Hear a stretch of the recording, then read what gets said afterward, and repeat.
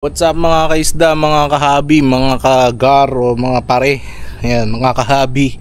Ayan, so andito tayo ngayon sa backyard kasi meron ako na harvest. Ayan mga fry. Kita nyo ba sila? Ayan na-harvest ko mga fry.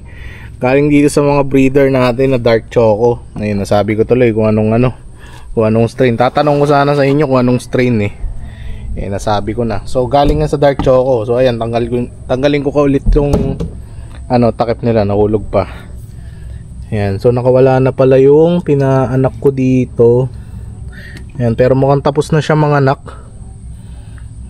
Tapos meron pa tayong isa ito yung tapos na manganak. So sineperate ko siya para hindi siya ma-stress kasi tapos na siya manganak. Nakita nyo, na-impis na yung tiyan niya.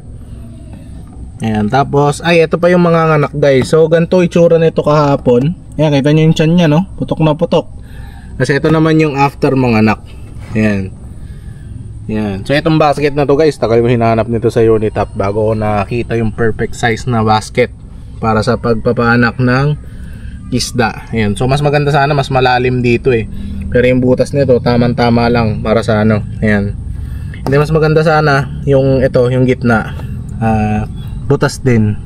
Ayan. So mukhang wala pa rin namang bagong fry. Ito pa rin naman yung nahuli natin. So hindi ko pa nabibilang. So yung nakasanayan natin, mabibilang nyo kaya guys kung ilan tong fry na nakikita natin ngayon. Ayan. So ayan. Tapos try natin hulihin yung mga male kasi yun mahirap hulihin, mabibilis. Mamaya ko na lang sila hulihin. Gusto ko lang i-share sa inyo kung ano yung nakita natin ngayon dito sa isdaan. Ayan. So tatakpan ko ulit. Tatakpan ko guys kasi yung magiging sobrang green ng water nito pag di ko tinakpan. Ayun, so tulad nito, ito mabilis yung nag green water kasi maraming nutrients yung tubig nito, maraming ammonia at kung ano pa, mga nitrite. So ongoing yung process dyan ng paggawa ng pinarahan ko lang yung aeroplano, ingay. Ayan, so yung green water kasi dun basta may nutrients yung tubig, magkaka green water ka tsaka with sunlight. Kahit tap water pa man yan, mga ilang araw lang, kahit may chlorine yun, magi-green water yun.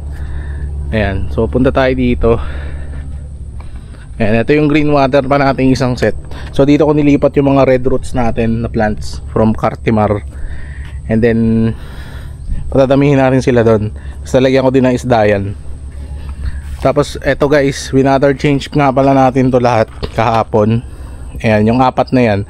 Yung dalawang yon pinatitining ko ulit yung ilalim, yung mga dumi para water change ko ulit yan. Sa na siguro yan, sa next week na kasi may lakad kami ngayong weekend.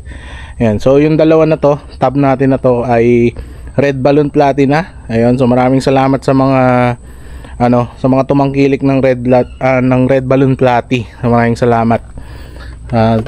Dahil dyan, gagawin tayong dalawang tab for their breeding. Ayan. Tapos ito nilinis ko din to kahapon, dalawang tab natin, ayun pa pala isa. Ayan, so tatapalan natin yung within this weekend sana. May lakad pala kami.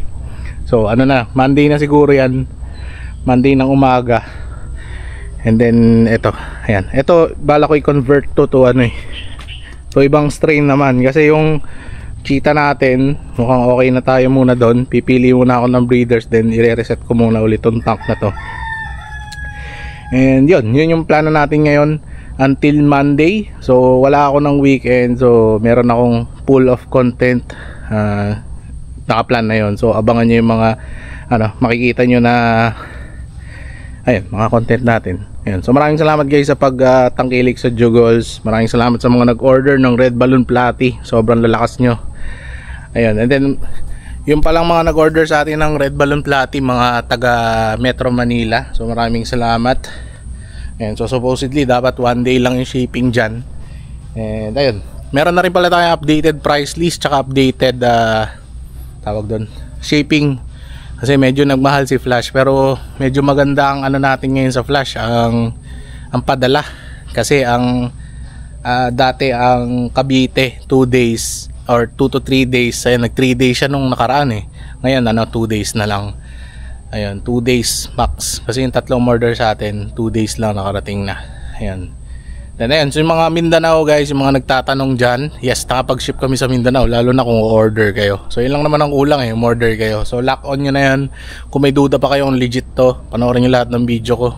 Tsaka nyo ko tanungin kung legit to. So kailangan nyo ng mga proof and anything, ayun, pwede ko na ma-send.